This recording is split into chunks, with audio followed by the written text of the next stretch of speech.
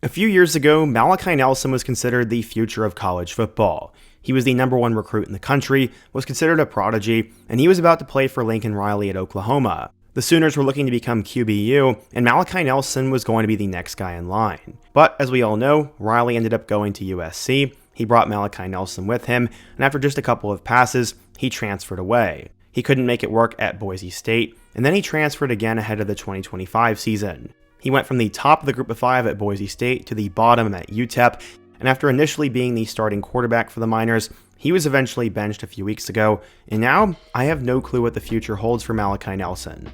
So how did he go from at one point the #1 recruit in the country to now being benched at a really bad team? Today we're going to go through the entire story of Malachi Nelson from start to finish, but before we get started, if you're a big fan of college football, be sure to subscribe to the channel, leave a like if you want to support today's video, and let me know what player, team, topic, or situation I can cover next. Now let's go ahead and get started and talk about what happened to Malachi Nelson. So in order to understand what happened, we first need to go back in time. The Nelson family has been trying to process what has happened over the last couple of years, as it was a complete whirlwind for all of them.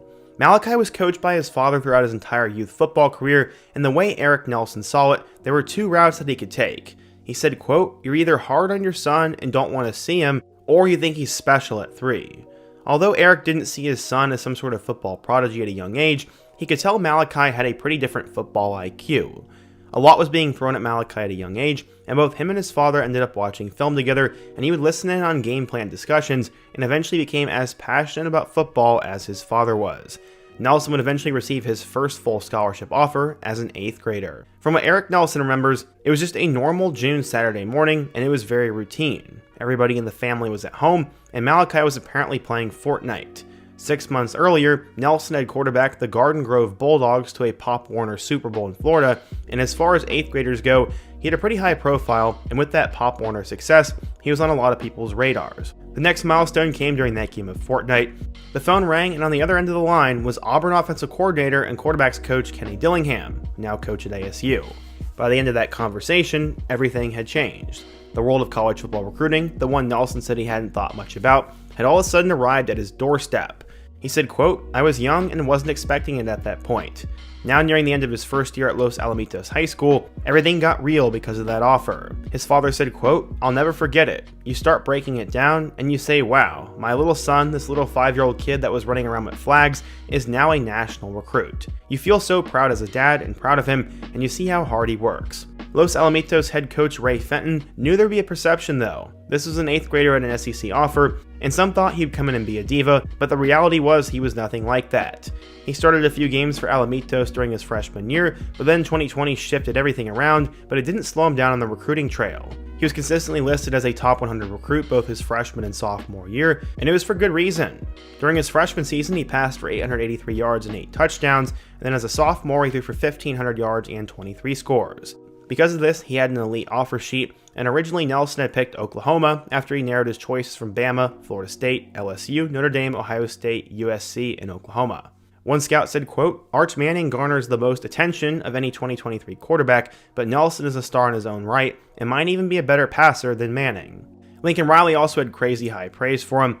As Malachi said, quote, "From my freshman year when Coach Riley was recruiting me, he told me he doesn't recruit a quarterback unless he thinks they can win the Heisman. So I took that to heart, and that's definitely a goal of mine." Riley said, quote, "Malachi, I've always thought was a really unique talent." But everything would change. Lincoln Riley would take the head coaching job at USC, and all of a sudden Malachi Nelson was headed there. In a world now full of NIL, he said he hadn't had a single conversation with USC about its approach to NIL. He said, quote, "I know there's a lot of schools out there where that's the first thing they'll talk about.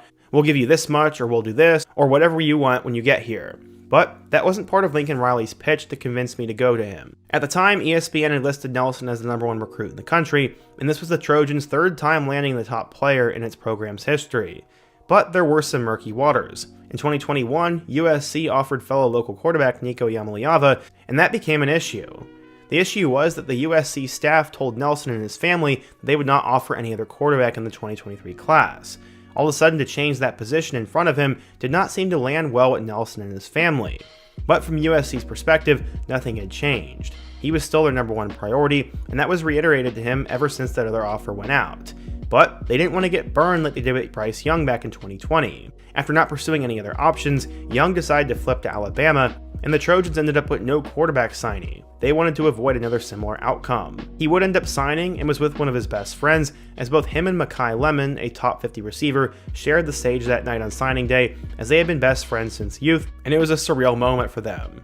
This was also crazy, as he said, quote, "I don't think we ever thought, especially when we committed to Oklahoma, that we'd ever end up signing at USC." As a senior, Nelson had passed for 2,898 yards, with 35 touchdowns and also 153 yards and 2 more scores on the ground. This came after a junior season in which he threw for 2,700 yards and 39 touchdowns, and all Malachi Nelson did in high school was put up big numbers, and then combining that with his physical frame and his athletic traits, he was seen as a can't-miss quarterback prospect. He was named a 5-star because of his easy throwing motion, good ball placement, pocket awareness, his polished nature, and he was extremely athletic. That combined with good stats. According to 24/7 Sports, Nelson was a 5-star recruit, the number 5 quarterback, and the 13th best player in the class of 2023. It does seem his recruiting stock took a little bit of a dip at the end, but maybe he was just ranked number 1 on ESPN, which I don't really trust. So, Malachi had all the hype in the world, and he was going to be an 8th grade prodigy that lived up to the hype, right? Well, it hasn't gone according to plan. When Malachi Nelson arrived at USC, he knew one thing was for certain: he would be behind Caleb Williams. He was a 5-star back in his day, and had also followed Lincoln Riley from Oklahoma over to USC. Despite Malachi Nelson knowing this, he told The Athletic, quote, "There's only a few guys I'd be okay sitting behind, and the best quarterback in the country is definitely one of them." And that is exactly what Malachi would do during the 2023 season. Despite Caleb Williams having a couple of bad games, his starting position was never in question, but Nelson ended up going 1 of 3 for 0 yards. That was his 2023 stat line, and it seemed evident after that he wasn't necessarily the quarterback of the future. They already had Miller Moss, who had been waiting his turn, and also he was coming off surgery to his non-throwing arm.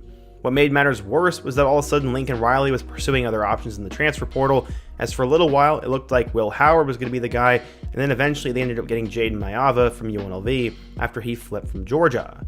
If Lincoln Riley thought that Nelson was ready to take over right away, he simply wouldn't have pursued a high-profile transfer to be a starter at the position. This is where things somewhat became concerning. Was Malachi Nelson just not all that good? Well, statistically, he was already running out of time. According to Max Olson from The Athletic, if a top 50 quarterback signee from the classes 2017 through 2020 did not start a game within their first 2 years of college, 87% of the time they ended up leaving the program. That is exactly what Malachi Nelson would decide to do. He decided to enter the 2024 transfer portal, and to many it was somewhat mind-boggling, but I guess Nelson wanted to go to a place where he could start right away. Instead of going to another Power 4 program though, he would decide to go over to Boise State, which is arguably one of the top, if not the top, Group of 5 programs. At the same time though, this sort of seemed destined to happen, as the 2 coordinators in Graham Harrell and Seth Dagey, who ended up recruiting him there, were not on the staff. They also still sort of broke some of his trust by offering Nico, and the pairing between USC and Nelson seemed good on paper, but it just never fully materialized. As I said, he'd then transfer over to Boise State, hoping to get an opportunity to start. Instead, he ended up being a backup. He went 12 of 17 for 128 yards with 0 touchdowns and 1 interception. Nelson ended up losing the job to Maddox Madsen, and both him and Ashton Genty led Boise State to the college football playoff, and Malachi Nelson was not really a part of this. Then, Malachi decided to do something crazy again.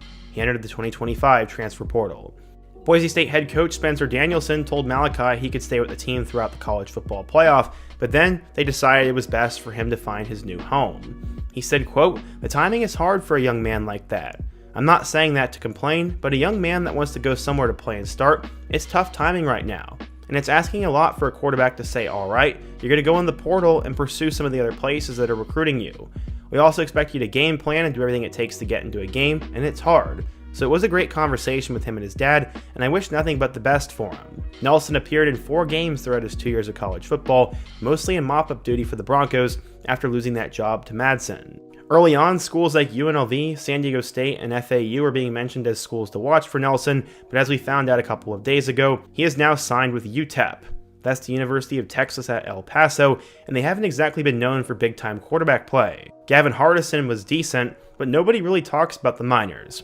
To me, this feels eerily similar to when JT Daniels ended up at Rice. Still though, Nelson is instantly the most talented player to ever come through UTEP's program, and there is a connection here. Apparently, Malachi turned down more lucrative opportunities because of his trust in head coach Scotty Walden, ESPN said. So now, Malachi Nelson will be on his third school in 3 years. Nobody could have expected this back in 2021 when he was the #1 recruit in the country, a future NFL quarterback, and Lincoln Riley's future Heisman guy. Eventually, Malachi was named the starter for the Miners, and he would make his first career start against Utah State. Malachi would go 22 of 34 for 178 yards with a touchdown and a pick. Not terrible for your first start, but he was obviously going to have to get better. He did that. Against FCS level UT Martin, Malachi would throw for 278 yards with 4 touchdowns and no picks. Through his first 2 games, he had nearly 500 yards and 5 touchdowns, and maybe he was going to save his career. No. He'd have a step up in competition against the Texas Longhorns, and against them, he'd go 24 of 36 for 200 yards and 2 picks. Not great, but again, it was Texas. Following that, he'd start against UL Monroe, and he'd go 22 of 46 for 404 yards and 3 touchdowns. He did have 2 interceptions, and they lost to the Warhawks. UTEP was now 1-3, and his next 2 games were abysmal. Against Louisiana Tech, he'd go 18 of 38 for 73 yards without a touchdown, and he had 4 interceptions. This was the worst game of his career, and many were calling for him to be benched. Against Liberty, that would end up happening, as he'd go 4 of 10 for 21 yards, and he has not seen the field since then. Skylar Locklear has taken over as a starter, but UTEP hasn't done much. They are currently 2-7 and are headed for another horrible season. Malachi may not play the rest of the year, as Locklear seems to be the guy moving forwards, and it has been a terrible fall from grace for Malachi. From being the #1 recruit in the country to flaming out at USC, Boise State, and now UTEP, I'm not sure what's next for him. I don't think a 4th transfer is really going to help, but I'm not sure if he's even going to play at UTEP ever again.